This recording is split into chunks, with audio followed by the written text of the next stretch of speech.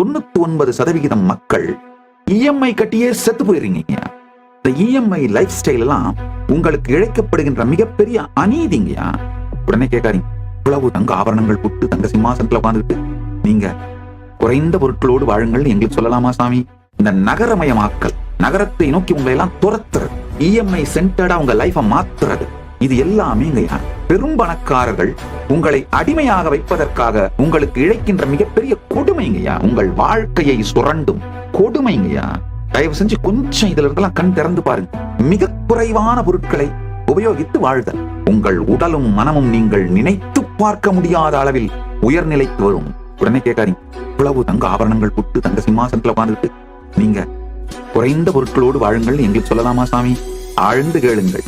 நான் தேடி அடைந்தது ஞான அனுபூதியே. கைலாயத்தின் தலைவன் என்கின்ற பதவி தானாய் பின்தொடர்ந்து வருகின்றது.